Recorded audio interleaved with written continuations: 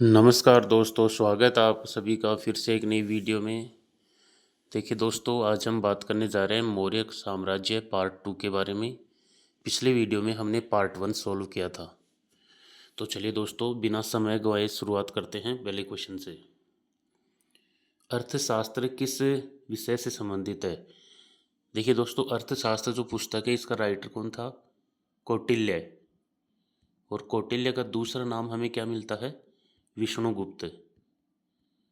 कौटिल्य का दूसरा नाम क्या था? विष्णुगुप्त। इन्होंने जो पुस्तक लिखी थी अर्थशास्त्र, कौटिल्य ने, ये किस विषय से संबंधित थी? राजनीति से। याद रखना है, इस पुस्तक का जो विषय था पॉलिटिक्स था, राजनीति। चलिए दोस्तों, क्वेश्चन नंबर 2 देखते हैं। अशोक मौर्य का सबसे छोटा स्तंभ लेख कौन सा था? अशोक मौर्य का सबसे छोटा स्तंभ लेख कौन सा माना जाता है? रुमिनदेई स्तंभ लेख। ये सबसे छोटा अभिलेख माना जाता है। एक बात और ऐड करनी है आपको इस क्वेश्चन में कि सबसे छोटा स्तंभ लेख तो था, इसी के साथ साथ अगर आपको पूछ ले कि एकमात्र लेख जिसका विषय आर्थिक था, वो रुमिंदे स्तंभ लेख ही था। अशोक का एकमात्र स्तंभ लेख जिसका विषय क्या था? आर्थिक, तो वो कौन सा माना जाता है? रुमिंदे स्तंभ लेख। चलिए क्वेश्चन नंबर 3 देखते हैं। अशोक के सर्वाधिक अभिलेख कौन से राज्य से प्राप्त हुए हैं? जो अशोक के सर्वाधिक अभिलेख हैं कौन से राज्य से मिले हैं? कर्नाटक राज्य से। अशोक के जितने भी अभिलेख मिले हैं उनमें सर्वाधिक अभिलेख कर्नाटक राज्य से प्राप्त होते हैं। चलिए दोस्तों, क्वेश्चन नंबर 4 देखते हैं। अशोक के कौन से शिलालेख से कलिंग विजय का उल्लेख मिलता है? कौन सा ऐसा शिलालेख है जिससे कलिंग विजय का उल्लेख मिलता है? दोस्तों, वो शिलालेख था 13वां शिलालेख है। कलिंग विजय, कलिंग कहाँ पर है? उड़ीसा में। उड़ीसा में स्थित है कलिंग। और कलिंग की राजधानी अगर पूछे तो आपको क्या करनी है? तोसली। तोसली कलिंग की राजधानी थी, तोसली। तो कलिंग विजय जो अशोक की विजय थी उसका उल्लेख मिलता है 13वें शिलालेख में। देखिए दोस्तों, कलिंग विजय के बाद ही अशोक ने क्या कर लिया था? युद्ध न करने का वचन धारण किया था कलिंग युद्ध के बाद। क्योंकि वहाँ जो उसने दृश्य देखा युद्ध में, उसका हृदय द्रवित हो गया था। उसके बाद से उसने युद्ध नहीं करने का निश्चय कर लिया था। तो अशोक के कलिंग विजय का उल्लेख मिलता है 13वें शिलालेख में। चलिए दोस्तों, क्वेश्चन नंबर 5 देखते हैं। यूनानी लेखकों ने बिंदुसार को क्या संज्ञा दी थी?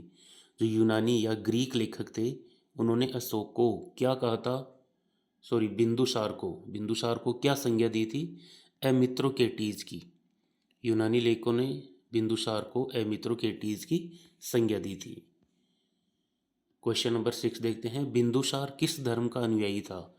बिंदुसार आजीवक धर्म का अनुयायी था। अगर आपको पूछ ले अशोक कौन से धर्म का अनुयायी था, तो आपको करना है बौद्ध धर्म का अनुयायी था अशोक। और बिंदुसार कौन से धर्म का अनुयायी था? आजीवक धर्म का अनुयायी था। क्वेश्चन नंबर 7 देखते हैं। चाणक्य के बाद बिंदुसार का प्रधानमंत्री कौन बना था? जो चाणक्य था उसके बाद बिंदुसार का प्रधानमंत्री कौन बनता है? खल्लाटक। बिंदुसार का पहला जो प्रधानमंत्री था वो कौन था? चाणक्य था। और चाणक्य के बाद इसका प्रधानमंत्री कौन बनता है? खल्लाटक बनता है। चलिए दोस्तों, क्वेश्चन नंबर 8 देखते हैं आज का। अशोक ने कलिंग पर आक्रमण कब किया? जो अशोक ने कलिंग पर आक्रमण किया था वो कब किया था?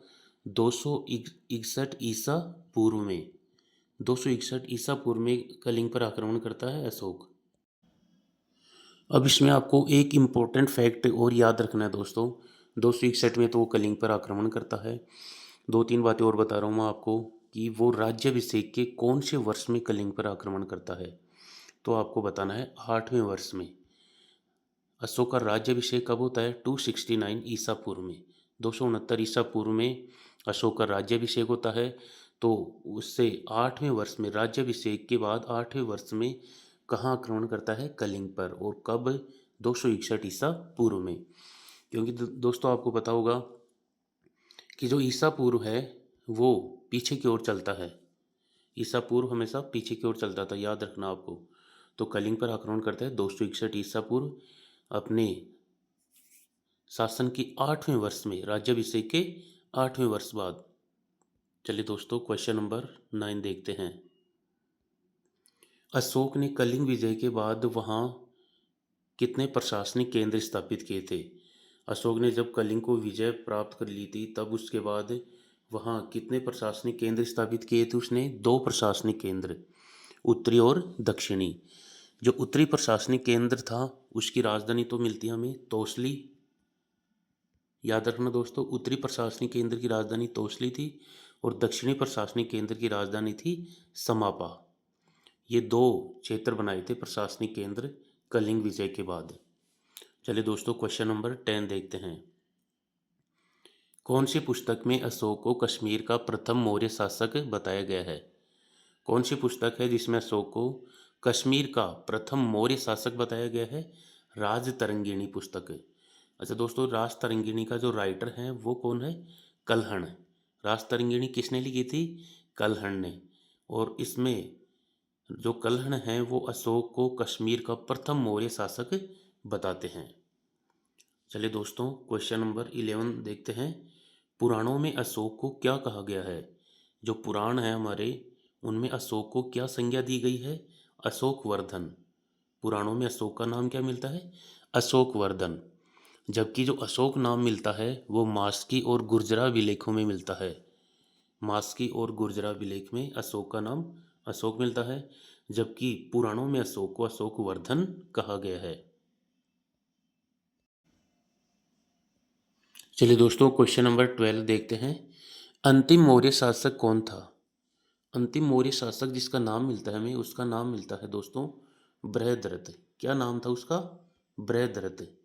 और दोस्तों इसकी जो हत्या करने वाला था वो कौन था? शुंग वंश का राजा था पुष्यमित्र। तो क्या किया था? पुष्यमित्र ने इसकी बृहद्रथ की हत्या कर दी थी। कब? 185 ईसा पूर्व की बात है। ये पुष्यमित्र शुंग कौन था? याद रखना आपको दोस्तों, इस बृहद्रथ का सेनापति था। पुष्यमित्र शुंग बृहद्रथ का सेनापति था और इसी ने अपने राजा बृहद्रथ की हत्या की थी 185 ईसा पूर्व में। और फिर कौन से वंश की स्थापना की थी? शुंग वंश की स्थापना की थी पुष्यमित्र शुंग ने। तो शुंग वंश की स्थापना करने वाला कौन था? पुष्यमित्र शुंग। कब की थी स्थापना? 185 ईसा पूर्व। मौर्य वंश का अंत कब होता है? 185 ईसा पूर्व में। अंतिम मौर्य शासक बृहद्रथ। चलिए दोस्तों क्वेश्चन नंबर 13 देखते हैं। मौर्य साम्राज्य में कोषाध्यक्ष क्या कहलाता था? मौर्य साम्राज्य में जो कोषाध्यक्ष होता था उसको क्या कहते थे? उसको सन्निधाता की संज्ञा दी गई है। कोषाध्यक्ष को सन्निधाता कहते थे। चलिए दोस्तों क्वेश्चन नंबर 14 देखते हैं। अर्थशास्त्र में कितने तीर्थों या महामात्यों का उल्लेख मिलता है? जो अर्थशास्त्र पुस्तक है, जो राइटर कौन है इसके? कौटिल्य या विष्णुगुप्त। इसके कितने महामात्यों तीर्थों का उल्लेख मिलता है अर्थशास्त्र में? तो याद रखना दोस्तों 18 तीर्थों का उल्लेख मिलता है। अब दोस्तों तीर्थ, तीर्थ का मतलब कोई धार्मिक स्थल से नहीं है। तीर्थ का मतलब है जो मंत्री होते थे उनमें जो बंटवारा किया गया था मंत्रियों का, उनको तीर्थ कहा जाता था उस समय, या महामात्य कहा जाता था। तो कितने तीर्थों का उल्लेख मिलता है? 18 तीर्थों का अर्थशास्त्र में। चलिए दोस्तों क्वेश्चन नंबर 15 देखते हैं। मौर्य साम्राज्य में चोरी डकैती लूट का मामला क्या कहलाता था? जो मौर्य साम्राज्य था उसमें चोरी डकैती और लूट के मामले क्या कहलाते थे? साहस। चोरी डकैती और लूट के मामलों को मौर्य काल में साहस कहा जाता था। क्वेश्चन नंबर 16 देखते हैं। कलिंग की राजधानी का क्या नाम था? तोसली। कलिंग की राजधानी का उल्लेख मिलता है तोसली के रूप में। क्वेश्चन नंबर 17 देखते हैं दोस्तों। मौर्य काल में पूर्वी और पश्चिमी बंदरगाहें कौन से थे? जो मौर्य साम्राज्य था उसमें हमें कौन कौन से बंदरगाहों का उल्लेख मिलता है? देखिए दोस्तों, जो पूर्वी बंदरगाह था उसका नाम मिलता है हमें ताम्रलिप्ति, और जो पश्चिमी बंदरगाह था उसका नाम मिलता है भृगु कच्छ। तो दोस्तों मौर्य काल में 2 बंदरगाहों का उल्लेख मिलता है। पूर्वी बंदरगाह ताम्रलिप्ति और पश्चिमी बंदरगाह भृगु कच्छ। चलिए दोस्तों, क्वेश्चन नंबर 18 देखते हैं आज का। मौर्य काल में प्रचलित मुद्रा कौन सी थी? जो मौर्य डायनेस्टी थी उसमें जो करेंसी मिलती है, जो मुद्रा मिलती है, उसका क्या नाम मिलता है हमें? आहत मुद्रा। और इसको दूसरा नाम क्या दिया गया था? इस आहत मुद्रा के जो सिक्के होते थे उनको पंचमार्क सिक्के कहा जाता था। याद रखना दोस्तों, आहत मुद्रा या पंचमार्क सिक्के। चलिए दोस्तों, क्वेश्चन नंबर 19 देखते हैं। 7वीं सदी में भारत आए चीनी यात्री हेनसांग ने किस नगर को, कौन से नगर को उसने खंडर के रूप में पाया था? जो चीनी यात्री हेनसांग आया था उसने कौन से नगर को खंडर के रूप में पाया था? याद रखना दोस्तों, जो हेनसांग आता है कब आया था? 7वीं शताब्दी में। उसने कौन से नगर को खंडर के रूप में पाया था? पाटलिपुत्र को। याद रखना है, पाटलिपुत्र को हेनसांग ने खंडर के रूप में पाया था।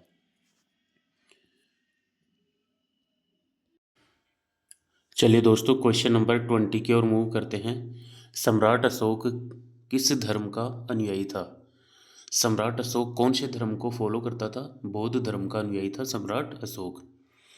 देखिए दोस्तों, अगर पूछे बिंदुसार कौन से धर्म का अनुयायी था, तो बिंदुसार के लिए आपको करना है आजीवक धर्म का अनुयायी था बिंदुसार। जबकि अशोक कौन से धर्म का अनुयायी था? बौद्ध धर्म का। चलिए दोस्तों, क्वेश्चन नंबर 21 देखते हैं। मौर्य काल में जनसाधारण की भाषा क्या थी?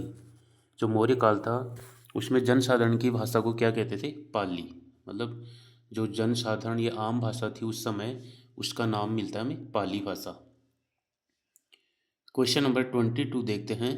मौर्य काल में खेती से जो कर लिया जाता था उसे क्या कहते थे? जो खेती के रूप में जो कर लिया जाता था उसको दोस्तों भाग कहा जाता था। और याद रखना दोस्तों, अगर आपको पूछ ले कि नगद कर, जो नगद कर लिया जाता था उसको हिरण्य की संज्ञा दी गई है। याद रखना दोस्तों, इंपॉर्टेंट है।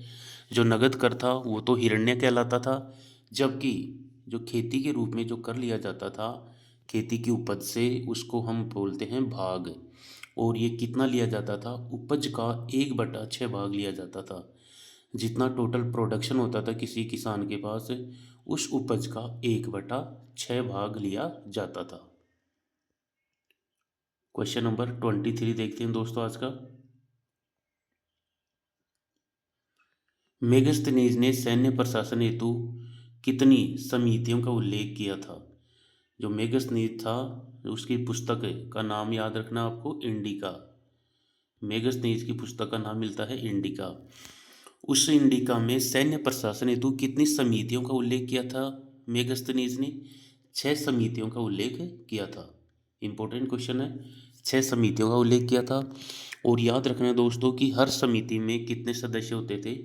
5-5 सदस्य होते थे हर समिति में। और टोटल कितने सदस्य हो गए? 6 समितियां थी तो टोटल 30 सदस्य हो गए। एक समिति में 5 सदस्य होते थे। टोटल 6 समितियां थी। चलिए दोस्तों, क्वेश्चन नंबर 24 देखते हैं। अर्थशास्त्र में कितने अध्यक्षों का उल्लेख मिलता है? जो अर्थशास्त्र है उसमें कितने अध्यक्षों का उल्लेख किया गया है? 26 अध्यक्षों का उल्लेख मिलता है अर्थशास्त्र में। अर्थशास्त्र का राइटर याद रखना है कौटिल्य। चलिए दोस्तों, क्वेश्चन नंबर 25 की ओर मूव करते हैं। अर्थशास्त्र में राजा का नेत्र किसे कहा गया है? राजा का नेत्र की संज्ञा किसको दी गई है अर्थशास्त्र में? मंत्री परिषद को। जो काउंसिल होती थी, मंत्री परिषद होती थी, उसको क्या संज्ञा दी गई अर्थशास्त्र में? राजा का नेत्र।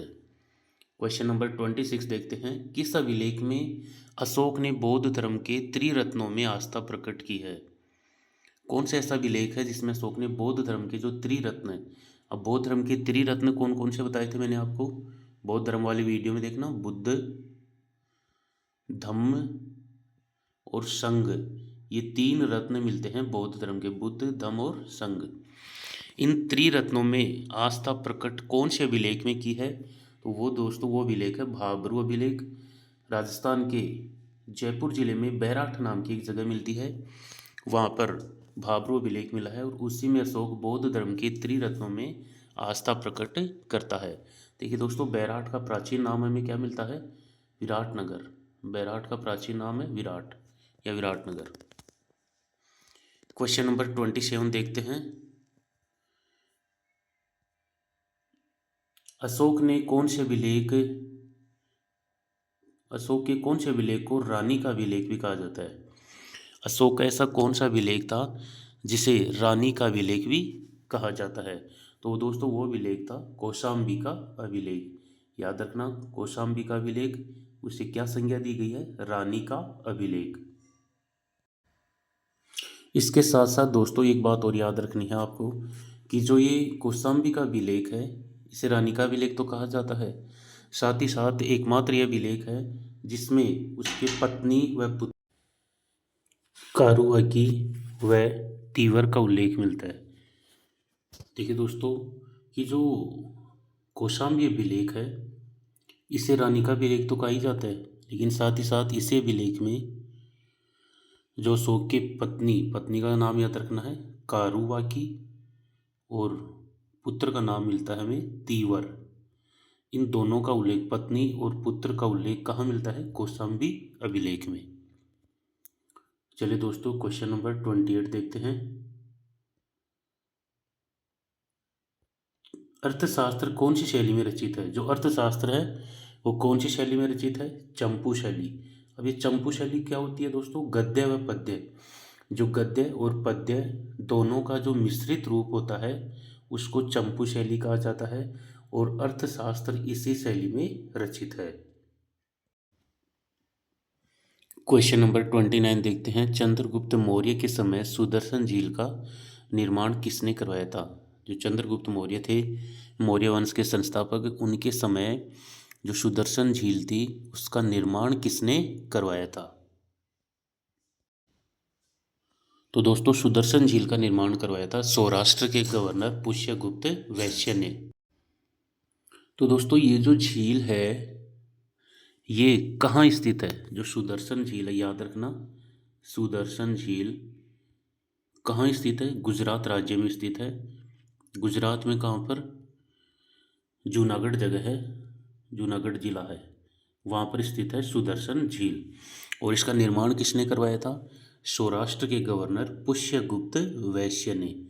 किसके शासनकाल में करवाया था? ये भी याद रखना, चंद्रगुप्त मौर्य के शासनकाल में इसका निर्माण होता है। किसने करवाया था? पुष्यगुप्त वैश्य ने। सौराष्ट्र का ये गवर्नर था। चलिए दोस्तों आज का अंतिम और 30वां प्रश्न देखते हैं।